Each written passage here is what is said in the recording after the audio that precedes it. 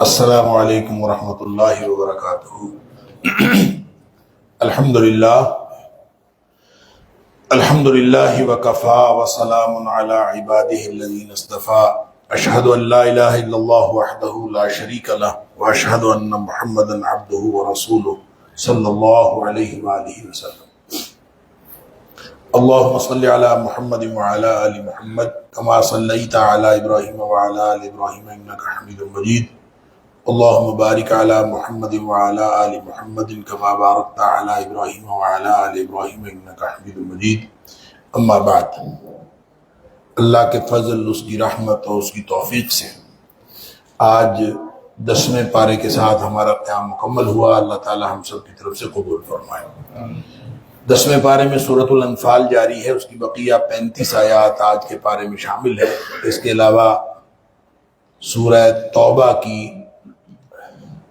پہلی 93 آیات بھی آج کے پارے میں شامل ہیں، اور مرکزی مضمون سورہ انفال کا کل میں نے عرض کیا تھا غزوہ بدر پر تبصرہ ہے، اور اس کے علاوہ جہاد کے آداب ہیں، جہاد کا فلسفہ ہے، ترغیب ہے جہاد کی اور فضائل ہیں، اور گویا امن اور جنگ کے اصول بھی ہیں۔ تو اس میں جب سورہ انفال شروع ہوئی تو یسألونک عن الانفال سے شروع ہوئی کہ مال غنیمت کے بارے میں سوال کرتے ہیں۔ تو وہاں کہا گیا تھا کہ مال غنیمت جو ہے اس پر اللہ اور اس کے رسول صلی اللہ علیہ وسلم کا حق ہے۔ یہاں اس کی تقسیم کا طریقہ کار بتایا ہے 10ویں پارے کے آغاز میں، وَاعْلَمُوا أَنَّمَا غَنِمْتُم مِّن شَيْءٍ، جو بھی تم مال غنیمت حاصل کرو اس کے بارے میں جان لو، فَأَنَّ لِلَّهِ خُمُسَهُ وَلِلرَّسُولِ وَلِذِي الْقُرْبَى وَالْيَتَامَى وَالْمَسَاكِينِ وَابْنِ السَّبِيلِ، اس کا 5واں حصہ جو ہے وہ اللہ کے رسول صلی اللہ علیہ وسلم کے لیے ہے، اور رشتہ داروں کے لیے، یتیموں کے لیے، مسکینوں کے لیے اور مسافروں کے لیے۔ مال غنیمت کی تقسیم کا اصول یہ بتایا گیا کہ کل 5 حصے کیے جائیں گے، اور اس میں سے جو 4 حصے ہیں وہ مجاہدین میں تقسیم کر دیے جائیں گے۔ اس کا بھی پھر الگ اصول ہے کہ جو سوار ہے اس کے لیے الگ ہے حصہ، اور جو پیادہ ہے اس کے لیے الگ ہے۔ تو 4 حصے مجاہدین میں تقسیم ہوں گے، جو 5واں حصہ ہے وہ نبی پاک صلی اللہ علیہ وسلم کے ڈسپوزل پر چھوڑ دیا گیا، اور نبی کریم صلی اللہ علیہ وسلم اس کو جہاں مرضی خرچ کرے۔ البتہ اس میں پھر 5 حصے کر دیے گئے کہ نبی پاک صلی اللہ علیہ وسلم کے رشتہ دار، پھر عام یتیم، مسکین اور مسافر، ان کو بھی اس کے اندر شامل کر لیا گیا۔ پھر آیت نمبر 42 سے 44 تک مزید انعامات کا تذکرہ ہے جو بدر کے موقع پر اللہ تعالیٰ نے اہل ایمان کو عطا فرمائے۔ اس میں ایک تو یہ بات کہ بلندی پر جگہ دی، وَالرَّكْبُ أَسْفَلَ مِنْكُمْ۔ کل بھی میں نے عرض کیا تھا کہ اللہ تعالیٰ نے اتفاق سے ایسے ہوا، ظاہر ہے اللہ تعالیٰ نے پلاننگ اللہ کی ہے، بندہ سمجھتا ہے اتفاق سے ہوا، تو اللہ تعالیٰ نے اہل ایمان کو جو جگہ دی وہ بلندی پر تھی، اور جو جگہ کافروں کے پاس تھی وہ نیچے تھی۔ تو جب بارش ہوئی تو بارش کی وجہ سے جو بلندی پر تھے ان کو مزید وہ جگہ بہت اچھی ہو گئی، اور جو نیچے تھے ان کی وہاں کیچڑ ہو گیا، اور وہاں چلنا پھرنا ان کے لیے مشکل ہو گیا۔ اور دوسری بات یہ اللہ تعالیٰ نے فرمائی، خواب کے اندر اللہ نے کفار کی قلت دکھائی، مسلمانوں کو کفار کی قلت، وہ بڑے تھوڑے ہیں تاکہ مسلمانوں کا حوصلہ بڑھے، اور حقیقت میں بھی ان کی قلت دکھائی۔ جب وہ لڑ بھی رہے تھے اس وقت بھی مسلمانوں کو تھوڑے دکھائے تاکہ مسلمانوں کا حوصلہ بڑھے، لیکن ابتداءً کفار کی نظر میں مسلمانوں کی قلت دکھائی کہ تاکہ وہ یعنی فرشتوں کو دیکھ کر یا مسلمانوں کی جو ہیبت کو دیکھ کر پیچھے نہ مڑ جائیں، کیونکہ اللہ تعالیٰ حق کو واضح کرنا چاہتا تھا اور کافروں کی جڑ کاٹنا چاہتا تھا، لہذا ابتداءً ان کو مسلمانوں کی جو تعداد ہے وہ بہت قلیل نظر آئی، لیکن جب وہ لڑائی شروع ہو گئی تو پھر مسلمانوں کو سورہ آل عمران کی آیت نمبر 113 کے اندر فرمایا، پھر وہ مسلمان اس کو اپنے سے دگنے نظر آئے، یعنی ان کو لگتا تھا ہم 1000 ہیں تو مسلمان 2000 ہیں۔ آگے پھر آداب جہاد کی تعلیم ہے کہ اللہ کی مدد سے جنگ جیتی جاتی ہے، کوئی جنگ جو ہے مسلمانوں کی اللہ کی مدد کے بغیر نہیں جیتی جاتی۔ اللہ کی مدد حاصل کرنے کے لیے سب سے پہلا اصول ہے ثابت قدمی، اذا لقیتم فئۃ فاثبتوا، ثابت قدمی، یعنی ایسا نہیں ہو سکتا کہ کوئی شخص جو ہے وہ پیچھا دکھا دے یا پیچھے مڑ جائے جنگ کو دیکھ کر، جیسے نبی پاک صلی اللہ علیہ وسلم فرمایا لا تتمنوا لقاء العدو، کبھی بھی دشمن کے سامنے کی تمنا نہ کیا کرو، یہ کبھی خواہش نہ کیا کرو کہ تمہارا دشمن کے سامنا یعنی جنگ کی تمنا نہ کیا کرو۔ البتہ جب ہو جائے وَاسْأَلُوا اللَّهَ الْعَافِيَةَ، اللہ سے عافیت مانگا کرو کہ اللہ تعالیٰ تمہیں عافیت میں رکھے، جنگ کی نوبت نہ آئے۔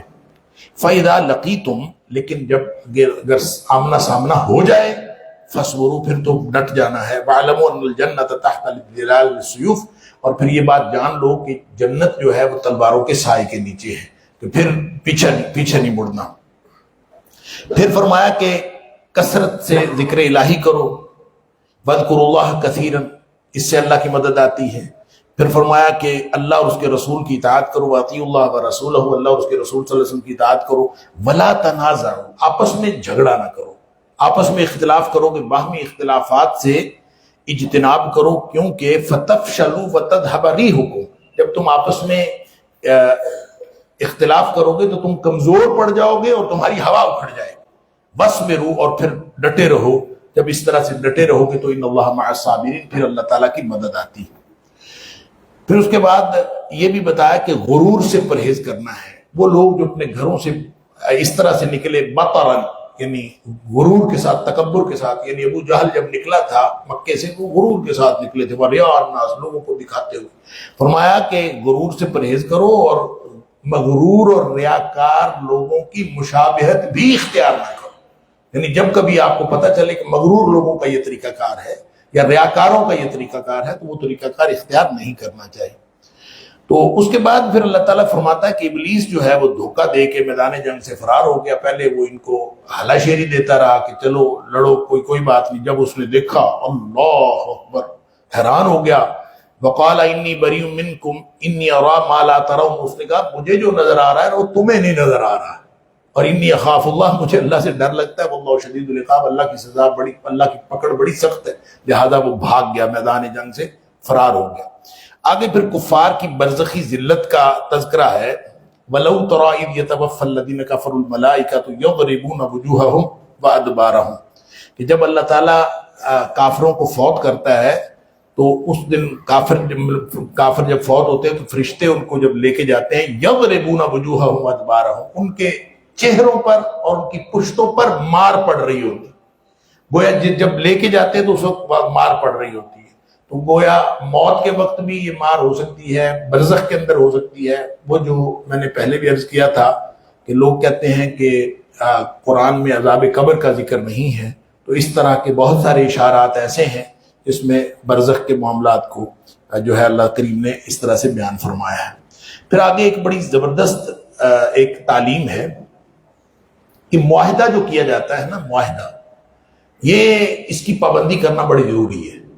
اور بعض لوگ ایسے ہوتے ہیں اور بعض قومیں ایسی ہوتی ہیں جو معاہدہ کر لیتے ہیں اور معاہدے سے پھر معاہدے میں خیانت کرتے ہیں، جن کا ٹریک ریکارڈ یہ ہو نا کہ وہ معاہدے میں خیانت کرتے ہیں، اور تاریخ بھی ان کی یہ ہو کہ معاہدے میں خیانت کرتے ہیں، اور آپ نے کوئی معاہدہ کیا ہوا ہو اور پھر بھی وہ خیانت کر رہے ہوں، آپ کو پتہ چلے کہ یہ معاہدے میں خیانت کر رہے ہیں، تو پھر معاہدے کو برقرار رکھنے کی ضرورت نہیں، بلکہ ان کے منہ پر دے مارو۔ اللہ اکبر۔ فرمایا کہ وَإِمَّا تَخَافَنَّ مِنْ قَوْمٍ خِيَانَةً فَانبِذْ إِلَيْهِمْ عَلَى سَوَاءٍ، جب کسی قوم سے خیانت کا ڈر ہو نا کہ معاہدے کے اندر بددیانتی کرتے ہیں تو ان کے منہ پہ مارو، برابری کی سطح پر۔ کوئی ضرورت نہیں پھر معاہدے کو جو ہے باقی ہم جی معاہدے کے پابند ہیں، معاہدے کے پابند، وہ معاہدے کے پابند نہیں تو ہم کیوں پابند؟ اور پھر ان کو ایسی مار مارو، فَإِمَّا تَثْقَفَنَّهُمْ فِي الْحَرْبِ، جب جنگ میں وہ تمہارے قابو آ جائیں تو ان کو ایسی مار مارو، فَشَرِّدْ بِهِمْ مَنْ خَلْفَهُمْ لَعَلَّهُمْ يَذَّكَّرُونَ، ان کے پچھلے جو ہے وہ بھی دوڑ جائیں، یعنی انہوں نے تو دوڑنا ہی ہے، ان کو ایسی مار مارو ان پچھلے بھی دوڑ۔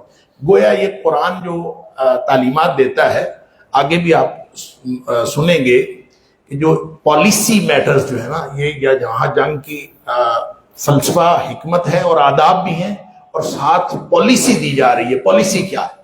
پالیسی اسلام کی جنگ نہیں ہے، آگے ذکر ہوگا، میں پھر عرض کروں گا۔ اسلام کی پالیسی جنگی تیاری ہے لیکن جنگ نہیں ہے بلکہ امن ہے۔ لہذا اگر کوئی جنگ کی تیاری رکھو. وَأَعِدُّوا لَهُمْ مَا اسْتَطَعْتُمْ، یہ جو 60 نمبر آیت ہے، وَأَعِدُّوا لَهُمْ مَا اسْتَطَعْتُمْ مِنْ قُوَّةٍ وَمِنْ رِبَاطِ الْخَيْلِ، کہ اپنے گھوڑے تیار رکھو جو کچھ بھی ہے. تُرْهِبُونَ بِهِ عَدُوَّ اللَّهِ وَعَدُوَّكُمْ، اس سے اللہ کے دشمن بھی ڈرتے ہیں، تمہارے دشمن بھی ڈرتے ہیں. ڈر کے بیٹھے رہے تاکہ امن قائم رہے. جنگ کی تیاری رکھو گے تو امن قائم رہے گا. البتہ جب کبھی کوئی مسئلہ ہو، ایسا کوئی دشمن جو ہے وہ اٹھ کھڑا ہو اور تمہارے خلاف جنگ کا کوئی پروگرام بنائے، اور وہ جنگ کا پروگرام کیسے بنتا ہے وہ میں نے 3 مقامات فرضیت آپ کو بتائے تھے. ایک آیت نمبر 190 سورہ بقرہ، اور ایک آپ کو بتایا تھا سورہ نساء آیت نمبر 75، اور ایک سورہ حج آیت نمبر 39. ان 3 مقامات پر اللہ نے یہ حج کو کی فرضیت کا جو ہے وہ بتایا ہے کہ حج کب فرض ہوتا ہے. اس وقت ہوتا ہے جب کافر لڑے. وَقَاتِلُوا فِي سَبِيلِ اللَّهِ الَّذِينَ يُقَاتِلُونَكُمْ، ان سے لڑو جو تمہارے سے لڑتے ہیں. اُذِنَ لِلَّذِينَ يُقَاتَلُونَ بِأَنَّهُمْ ظُلِمُوا، جو تم پر ظلم کرتے ہیں ان کے خلاف لڑو. اگر کافر ظلم کرتا ہے تو ان کے خلاف لڑو. اور تیسری صورت یہ ہے کہ نہ آپ کے اوپر ظلم کرتا ہے، نہ ہی آپ کے ساتھ کوئی لڑتا ہے، قریبی بستی پر ظلم ہو رہا ہے، مسلمانوں کی بستی ہے اس کے اوپر ظلم ہو رہا ہے. وَمَا لَكُمْ لَا تُقَاتِلُونَ فِي سَبِيلِ اللَّهِ وَالْمُسْتَضْعَفِينَ مِنَ الرِّجَالِ وَالنِّسَاءِ وَالْوِلْدَانِ الَّذِينَ يَقُولُونَ رَبَّنَا أَخْرِجْنَا مِنْ هَٰذِهِ الْقَرْيَةِ الظَّالِمَةِ. تو یہ 3 مقام ہیں. جنگ کی تیاری رکھنی ہے، اور ان 3 مقامات میں سے، ان 3 صورتحال میں سے کوئی صورت بن جائے تو اسلام کا ادارہ جہاد حرکت میں آ جاتا ہے. جب اسلام کا ادارہ جہاد حرکت میں آتا ہے تو پھر لڑنا ہے ان کے ساتھ، پھر ان کو ایسی مار مارنی ہے کہ ان کے پچھلے بھی بھاگ جائیں، پھر پیچھے نہیں ہٹنا. البتہ این لڑائی کے دوران وَإِن جَنَحُوا لِلسَّلْمِ فَاجْنَحْ لَهَا، اللہ اکبر، این لڑائی کے دوران وہ صلح کا پیغام بھیج دے تو فوراً صلح کر. کمال ہے. این لڑائی وَإِن جَنَحُوا لِلسَّلْمِ، اگر وہ جھکیں اور مائل ہوں، آمادہ ہوں امن کی طرف، صلح کی طرف، فجنا اللہ، آپ بھی فوراً وتوکل اللہ، اور اللہ پر بھروسہ کرو، انہ هو السمیع العلیم. اچھا، اس پہ ایک ڈر تھا، ایک یعنی مسئلہ ہو سکتا تھا کہ وہ تو دھوکہ دے رہے ہوں، یعنی این جنگ ہارنے کے دوران وہ کہیں کہ ہم صلح کرتے ہیں.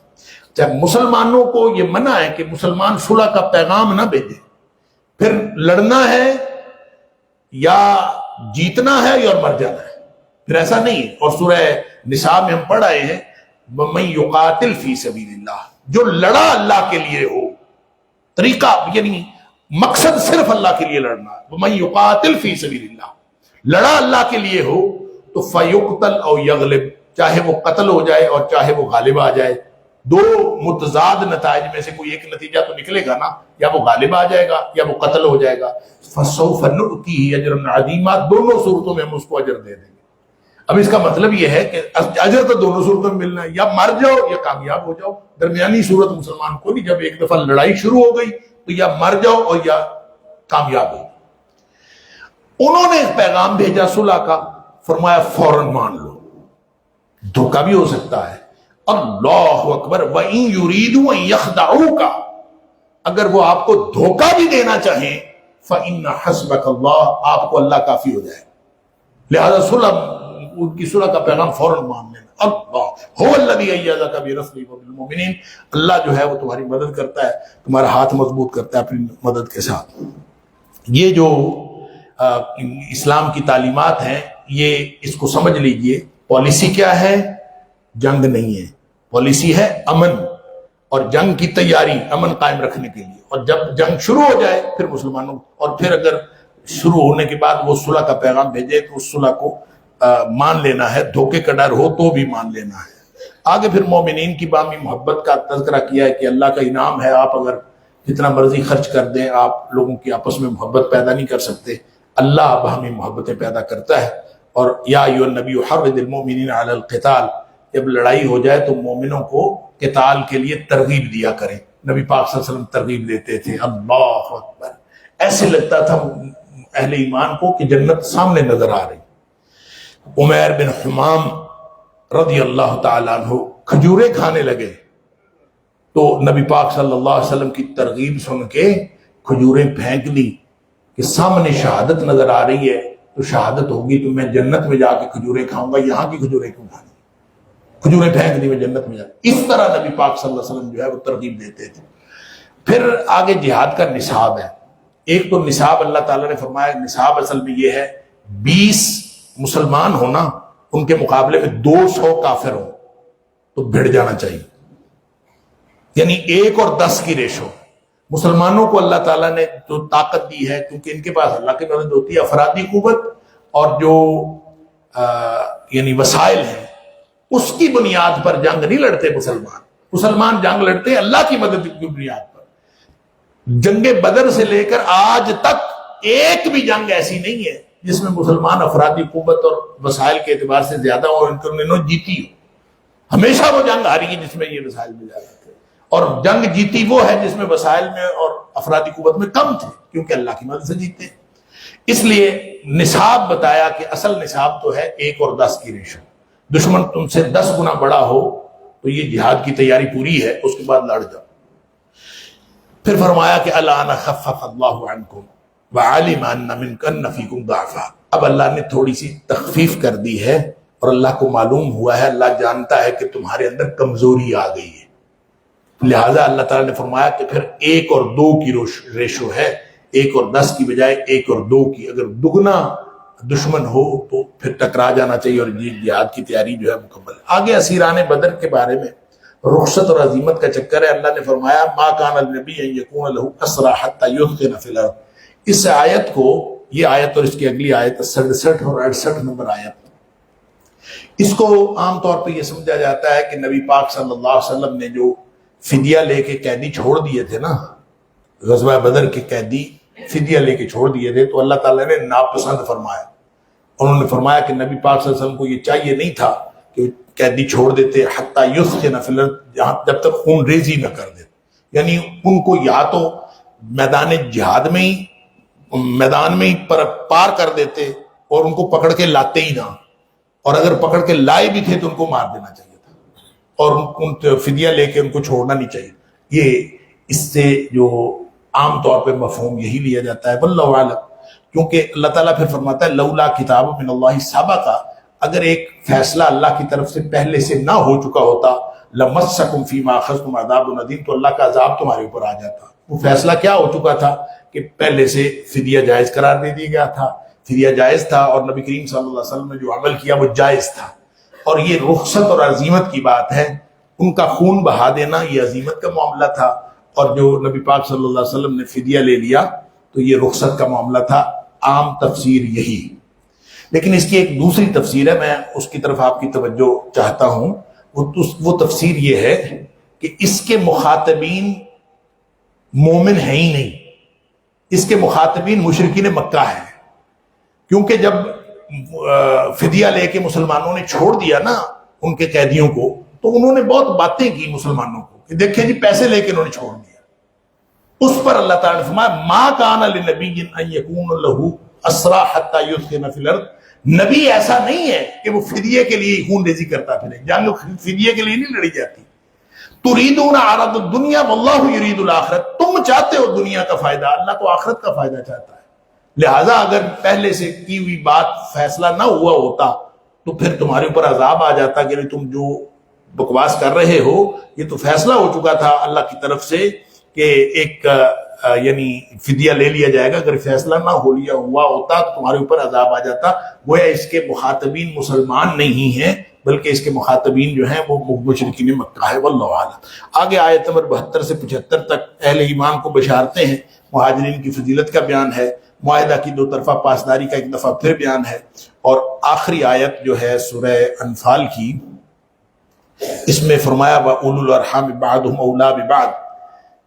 اس سے پہلے جو وراثت میں جو تھا وہ رشتہ داروں کو وراثت نہیں ملتی تھی، بلکہ دوستوں کو بھی وراثت میں شریک کیا گیا تھا، اور جو نبی پاک صلی اللہ علیہ وسلم نے جو اخوت کروائی تھی، ان میں مواخات جو کروائی تھی، اس کی وجہ سے بھی وہ وراثت میں حقدار قرار پائے تھے۔ حلف بھی وراثت کے اندر حقدار حصہ کی بنیاد بنتا تھا، لیکن اب اللہ تعالیٰ نے منع فرما دیا وَأُولُو الْأَرْحَامِ بَعْضُهُمْ أَوْلَىٰ بِبَعْضٍ فِي كِتَابِ اللَّهِ۔ اب اللہ نے حکم دے دیا کہ اب صرف رشتہ دار فراست میں حقدار ہوں گے اور نہیں۔ آگے سورہ توبہ ہے، اور سورہ توبہ کے شروع میں بسم اللہ الرحمن الرحیم نہیں لکھی گئی، آپ لوگوں کو معلوم ہے، اور یہ کیوں نہیں لکھی گئی اس کے بارے میں مختلف اقوال ہیں۔ صحیح بات یہ ہے کہ جب اللہ نے نازل نہیں کی تو یہاں نہیں لکھی گئی۔ ہر صورت کے ساتھ بسم اللہ الرحمن الرحیم نازل ہوئی ہے، اس صورت کے ساتھ نہیں نازل ہوئی، اس لیے نہیں لکھی گئی۔ اور ویسے بھی سورہ انفال اور جو سورہ توبہ ہے ان کے مضامین ملتے جلتے ہیں، تو یہ بھی کوئی بہت بڑی وجہ نہیں لگتی۔ اور بعض نے کہا ہے کہ یہاں اللہ تعالیٰ کے غصے کا ذکر ہے، براۃ من اللہ ورسولہ الی الذین عاہدتم من المشرکین، مشرکوں سے جن سے معاہدہ کیا تھا ان سب سے اللہ بری، سارے معاہدے ختم۔ 4 مہینے کا وعدہ، 4 مہینے کا جو ہے مہلت دے دی گئی کہ 4 مہینے کے اندر اندر نکل جاؤ وہاں سے، یا مسلمان ہو جاؤ یا وہاں سے نکل جاؤ، اس کے بعد خون بہایا جائے گا۔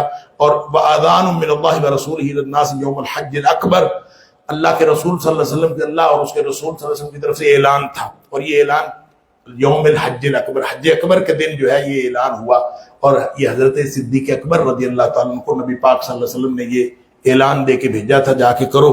اور وہ کیونکہ پہلے امیر الحج جو حضرت ابوبکر صدیق تھے، تو 9 ہجری کو نبی پاک صلی اللہ علیہ وسلم کی طرف سے دیا گیا یہ اعلان حضرت ابوبکر صدیق رضی اللہ تعالیٰ عنہ نے یوم النحر کو کیا تھا۔ یوم النحر تو حج کس دن ہوتی ہے؟ یوم العرفہ کو۔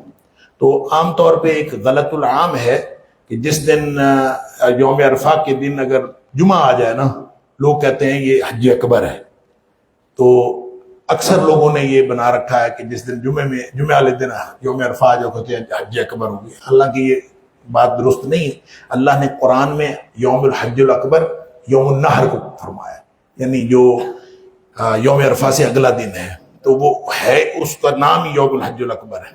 تو اس دن جو ہے نبی پاک صلی اللہ علیہ وسلم کی طرف سے یہ اعلان ہو گیا، 4 مہینے کی مہلت مل گئی، اور اس کے بعد جو ہے یہ آیت سیف اس کو کہتے ہیں، آیت نمبر 5 جو ہے فَإِذَا انْسَلَخَ الْأَشْهُرُ الْحُرُمُ، جب یہ حرام حرمت والے مہینے گزر جائیں، فَاقْتُلُوا الْمُشْرِكِينَ حَيْثُ وَجَدتُّمُوهُمْ، اللہ، جہاں مشرک پکڑے جائیں سب کو قتل کر، کیونکہ ان کو مہلت دی تھی کہ 4 مہینے کے اندر اندر یہ نکل جاؤ۔ جو ان کے ساتھ نرمیاں کرنی تھی ساری ہو چکی، اب بالکل فائنل احکام جو ہے ان کو دیے گئے، اور اس کو آیت سیف کہتے ہیں، تلوار والی آیت، کہ یعنی جو ملے اس کو جہاں ملے پکڑ لو، فخذوہم واحصروہم، ان کو پکڑو اور ان کو گھیرے میں لے آؤ، وقعدوا لہم کل مرصد، ہر جگہ پہ ان کو گھات لگا کے پکڑو، فإن تابوا وأقاموا الصلاة وآتوا الزکاة فخلوا سبیلہم، ہاں اگر توبہ کر لیں اور نماز قائم کر لیں اور زکوٰۃ دینا شروع کر دیں، یعنی مسلمانوں والے کام کرنے شروع کر دیں، فخلوا سبیلہم، پھر ان کا جو ہے وہ چھوڑ دیں۔ ایک امان بہرحال دی ہے، وَإِنْ أَحَدٌ مِّنَ الْمُشْرِكِينَ اسْتَجَارَكَ، فرمایا کہ اگر کوئی مشرک جو ہے آپ سے پناہ مانگ لے، کیونکہ عربوں کے اندر پناہ مانگنے کا ایک رواج ہوتا تھا، اگر کوئی مشرک پناہ مانگ لے، فرمایا اس کو پناہ دے دو، فاجر اس کو پناہ دے دو۔ ایسا نہیں ہے کہ ہر ایک کو مارتے چلے جاؤ، بس وہ کوئی اگر پناہ مانگتا ہے، مقصد اصل میں یہ تھا کہ وہ چھوٹے ہو کے ماتحت رہ کے کام کرے۔ اب جو ہے نا وہ جو مسلمانوں کے سامنے آتے تھے، اب وہ سامنے والا آنے والا سارا معاملہ ختم ہو گیا، لہٰذا فرمایا کہ فَأَجِرْهُ حَتَّى يَسْمَعَ كَلَامَ اللَّهِ ثُمَّ أَبْلِغْهُ مَا مَنَعَ، ان کو اس کو پناہ بھی دے دو اور اس کو دین کی تبلیغ بھی کر دو، اس کو اللہ کا قرآن سنا دو، پھر وہاں جہاں جانا چاہتا ہے وہاں پہنچا دو۔ آگے آیت نمبر 6 سے 24 تک معاہدہ حدیبیہ کے تناظر میں چند آیات نازل ہوئی، اور کہتے ہیں کہ یہ 8 ہجری میں ان رمضان سے قبل نازل ہوئی تھی، کہ یہ کسی وعدے کا پاس نہیں کرتے، مسلمان معاہدہ کا پاس کرتے ہیں لیکن یہ کسی وعدے کا پاس نہیں، معاہدہ توڑنے والے صرف وَإِن نَكَثُوا أَيْمَانَهُمْ، اگر یہ اپنے وعدے توڑتے ہیں، مِن بَعْدِ عَهْدِهِمْ وَطَعَنُوا فِي دِينِكُمْ، اپنا وعدہ کرنے کے بعد توڑتے ہیں، تو پھر فَقَاتِلُوا أَئِمَّةَ الْكُفْرِ، تو ایسے جو کفر کے امام ہیں ان کے خلاف لڑو، اس لیے کہ ان کے اوپر کوئی معاہدہ نہیں۔ اس کے بعد جو جہاد کی اصل اہمیت فرمایا کہ یہ جہاد جو ہے، جہاد کی اصل اہمیت ہے کسی اور چیز کی نہیں۔ اصل میں مسلمان جو تھے نا، صحابہ کرام آپس میں گفتگو کر رہے تھے، اور وہ کہتے تھے کہ سب سے اچھا کام کون سا ہے؟ کسی نے کہا جہاد ہے، کسی نے کہا نہیں جہاد نہیں ہے، یہ حاجیوں کو پانی پلانا ہے، کسی نے کہا نہیں مسجد حرام کو آباد کرنا ہے، یعنی اس طرح کر کے گفتگو کر رہے تھے۔ حضرت نعمان بن بشیر نے رضی اللہ تعالیٰ نے جا کے نبی کریم صلی اللہ علیہ وسلم کو بتا دی، یہ آیات اس وقت نازل ہوئی، ما کان للمشرکین ان یعمروا مساجد اللہ، مشرکوں کے لیے لائق ہی نہیں ہے کہ وہ اللہ کی مسجدوں کو آباد کریں یا تعمیر کریں، شاہدین علی انفسہم بالکفر، حالانکہ وہ اپنے اوپر کفر کے خود گواہ ہے، اور وہ یہ اولئک حبطت اعمالهم فی النار هم خالدون، ان کے تو سارے اعمال ضائع ہیں۔ اصل میں اس وقت مشرکین مکہ جو ہے حاجیوں کو پانی پلاتے تھے، مسجد حرام کی آبادی کرتے تھے، فرمایا کہ ان کے سارے اعمال ضائع اور یہ جہنم میں جائیں گے۔ انما یعمر مساجد اللہ من آمن باللہ والیوم الاخر واقام الصلاۃ وآتى الزکاۃ ولم یخش الا اللہ، اللہ کی مسجدوں کو وہ آباد کرتے ہیں اور تعمیر کرتے ہیں جو اللہ پر ایمان لائیں، آخرت کے دن پر ایمان لائیں، نماز قائم کریں، زکوٰۃ ادا کریں اور اللہ کے علاوہ کسی سے نہ ڈریں، وہ مسجدوں کو آباد اور قائم کرتے ہیں۔ فعسى اولئک یکونوا من المہتدین، ان کے لیے پھر یہ ابھی امید لگ پڑتی ہے کہ ہدایت یافتہ ہو جائیں۔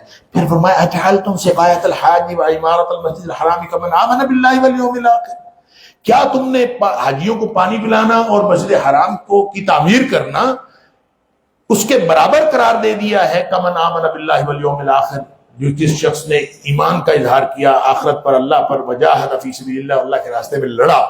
لا یستوون عند اللہ، یہ اللہ کے ہاں برابر نہیں ہے، تم نے یہاں پہ برابر بنا چھوڑے ہیں، یہ برابر نہیں ہے اللہ کے۔ آگے فرمایا کہ جہاد اور ہجرت میں نا محبتیں آڑے نہیں آنی چاہیے، جہاد میں اور ہجرت میں۔ یا ایھا الذین آمنوا لا تتخذوا آباءکم واخوانکم اولیاء ان استحبوا الکفر علی الایمان، اپنے باپ اور بھائیوں کو بھی چھوڑ دو اگر وہ کفر کو قریب رکھتے ہیں ایمان کی بجائے، ان کو بھی چھوڑو۔ ومن یتولہم منکم، اگر کوئی شخص پھر بھی ان کو اپنے دوست رکھے گا، اپنے قریب رکھے گا، فاولئک هم الظالمون، تو ظالم ہے۔ آگے اللہ کریم نے ان محبتوں کا ذکر کیا ہے جو فطری محبتیں انسان پالتا ہے، آباؤکم ابناؤکم اخوانکم ازواجکم عشیرتکم واموال اقترفتموها، جن جن چیزوں سے انسان کشش محسوس کرتا ہے، مال جو کمائے ہے، بھائی بھی، رشتے بھی، بیویاں بھی، سسرالی رشتہ دار بھی، اور مال جو کمائے میں تجارت تخشون کسادہا، اور کاروبار جن کے مندی پڑ جانے کا ڈر ہوتا ہے، ومساکن ترضونہا، اور وہ جو گھر جنت نظیر گھر جو بڑے پسند آتے ہیں، احب الیکم من اللہ ورسولہ وجہاد فی سبیلہ، یہ ساری چیزیں یا ان میں سے کوئی چیز اللہ اور اس کے رسول صلی اللہ علیہ وسلم کے مقابلے میں، اور یا پھر ان کے اللہ اور اس کے رسول کے راستے میں جہاد کرنے کے مقابلے میں اگر کوئی چیز زیادہ پسند ہے تو فتربصوا حتی یاتی اللہ بامرہ، پھر بیٹھ کے انتظار کرو اللہ کا عذاب کب آتا ہے۔ اللہ اکبر۔ آگے غزوہ حنین کا ذکر ہے۔ اصل میں 2 ہفتے بعد فتح مکہ کے، یعنی رمضان گزرنے کے بعد شوال میں 8 شوال کو نبی پاک صلی اللہ علیہ وآلہ وسلم حنین کی طرف نکل گئے، اور یہ پہاڑی علاقہ تھا، غزوہ طائف جس کو کہتے ہیں، پھر اس میں پہاڑی علاقے میں نبی پاک صلی اللہ علیہ وسلم اور صحابہ جا رہے تھے، 12,000 کی تعداد تھی، 10,000 نے مکہ فتح کیا، 2,000 ادھر سے مل گئے، 12,000۔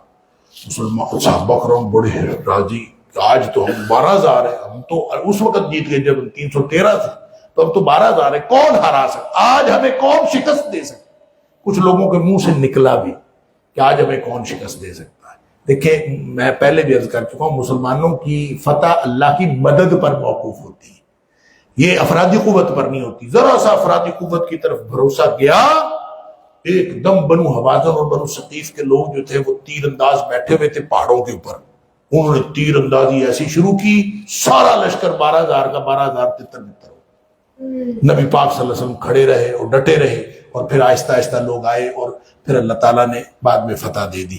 تو بہرحال یہ اللہ تعالیٰ نے یہ احکام یہاں بتائے ہیں، اور پھر آگے جو حتمی احکام ہیں ان کی مزید وضاحت ہے کہ یہ جو یا ایھا الذین آمنوا انما المشرکون نجس، وہ جو پہلے کہا تھا نا 4 مہینے بعد یا تو اسلام قبول کر لے اور یا پھر ان کو قتل کرنا ہے، جگہ چھوڑ کے بھاگ جائے۔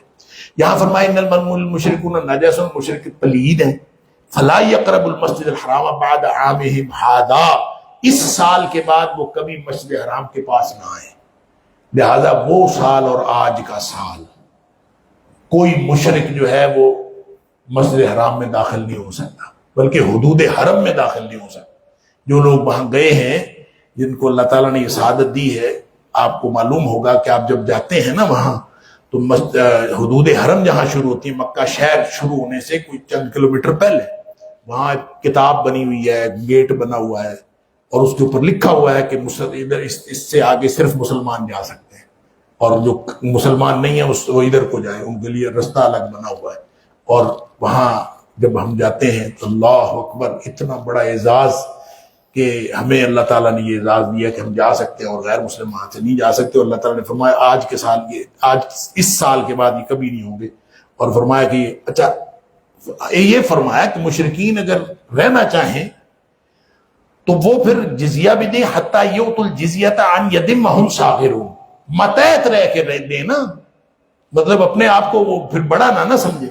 پھر آگے آیت نمبر 38 سے آیت نمبر 127 تک، یہ وہاں سورہ انفال میں غزوہ بدر کا بیان تھا، یہاں پہ تبصرہ ہے غزوہ تبوک پر. آیت نمبر 38 سے لے کر آیت نمبر 127 تک بہت لمبا بیان ہے، اور آیت نمبر 93 پہ یہ پارہ ختم ہو جاتا ہے، یعنی ابھی بیان یہ چل رہا ہوتا ہے. تو اس میں غزوہ تبوک جو ہے 9 ہجری میں ہوا، اور لمبا سفر تھا، رومیوں کے ساتھ جنگ تھی اور لمبا سفر تھا، پھل پکے ہوئے تھے حالات.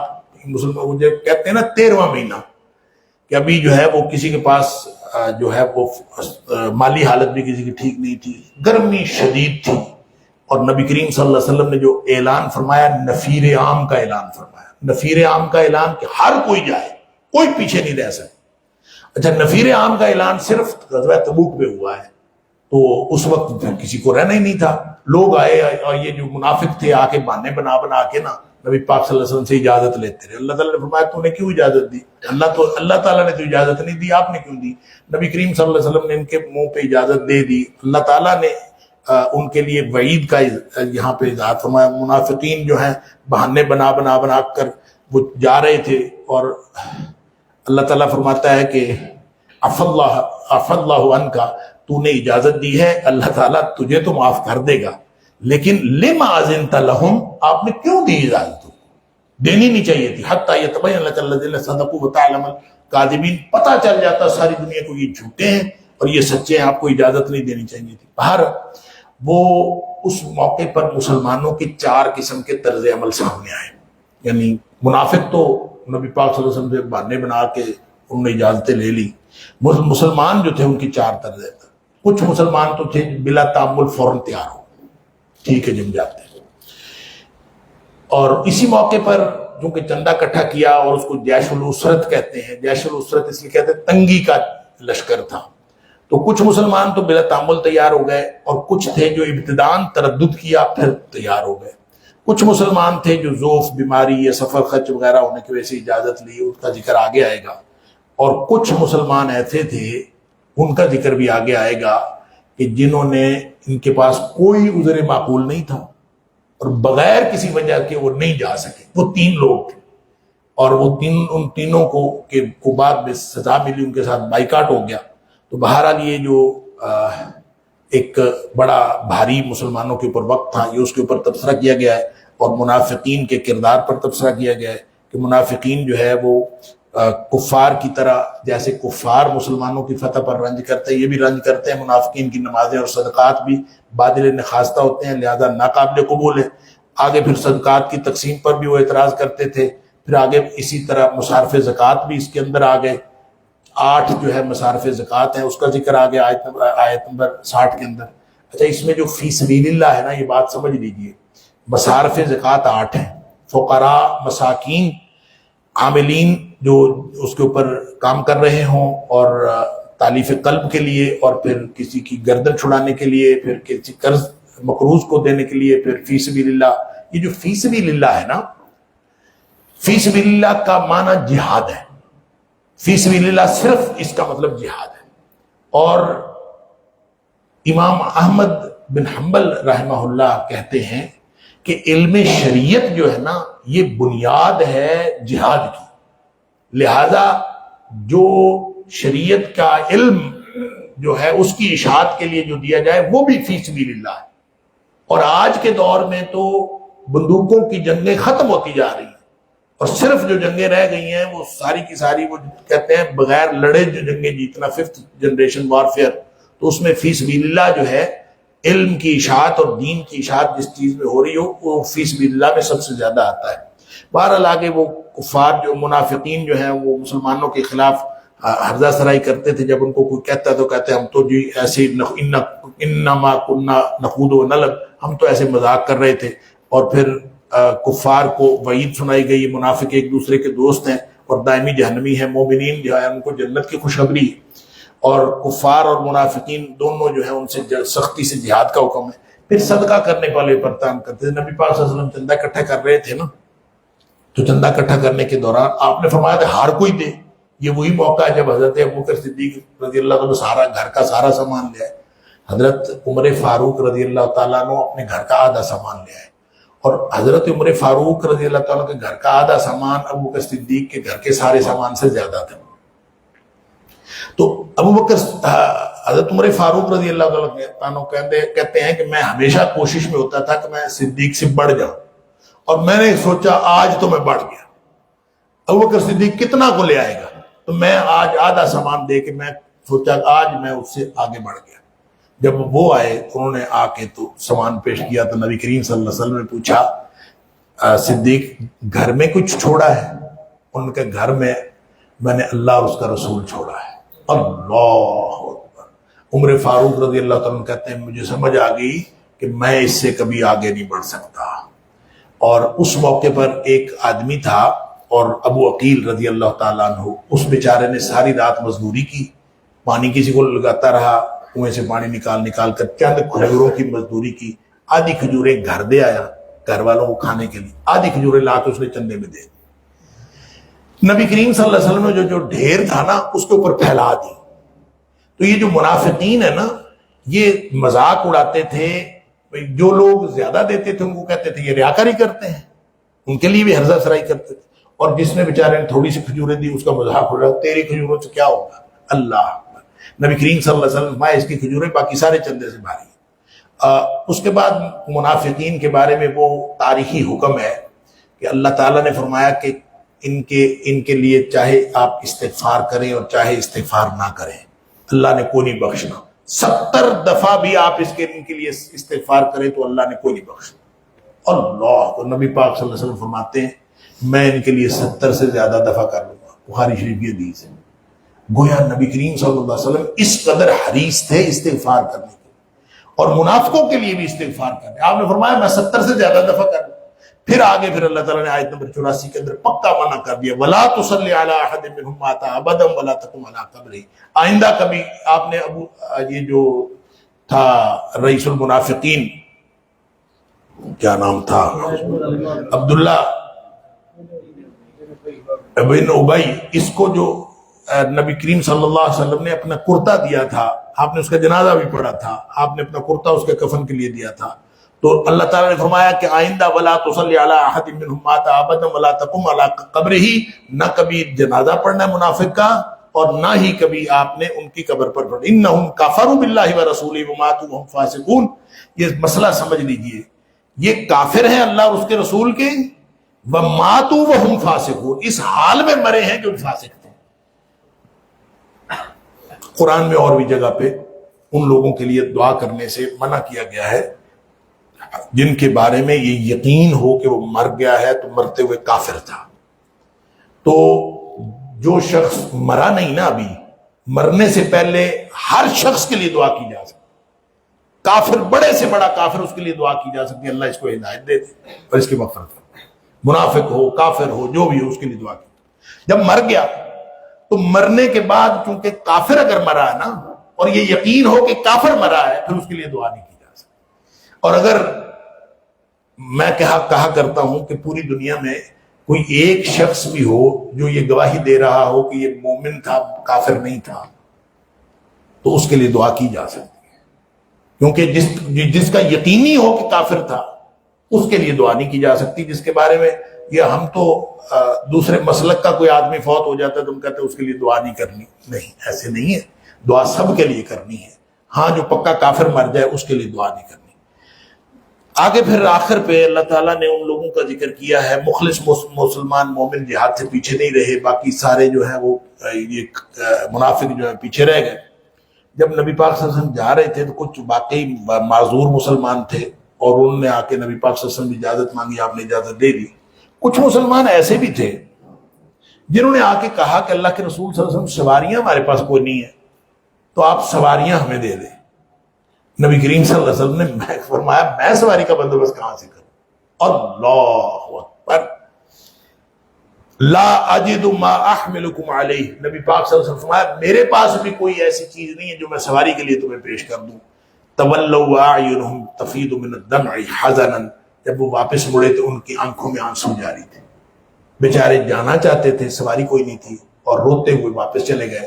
اور اللہ یجد ما ینفقون، کہ جو وہ جہاد پہ جانا چاہتے تھے وہ خرچ نہیں کر سکتے تھے۔ نبی پاک صلی اللہ علیہ وسلم جب جا رہے تھے، ٹیلے، وادیاں اور مختلف قسم کا عجیب و غریب رستہ، نبی پاک صلی اللہ علیہ وسلم فرمایا، بخاری شریف کی حدیث ہے، نبی کریم صلی اللہ علیہ وسلم فرمایا جب ہم آ رہے ہیں نا، ہم جو وادیاں سر کر رہے ہیں، ہم جو ٹیلے پار کر رہے ہیں، کچھ لوگ مدینے میں بیٹھے ہیں اور وہ اجر میں شریک ہیں۔ صحابہ کرام حیران ہو گئے کہ مدینے میں بیٹھ کر ہمارے ساتھ اجر میں شریک۔ آپ نے فرمایا ہاں، حبسہم العذر، ان کو عذر نے روکا ہے، وہ آنا چاہتے تھے اور اس لیے اللہ تعالیٰ نے ان کو ثواب کے اندر شریک کر دیا۔ اللہ تعالیٰ مجھے اور آپ کو، ہم سب کو قرآن سمجھنے اور عمل کرنے کی توفیق عطا فرمائے۔ وآخر دعوانا الحمدللہ رب العالمین۔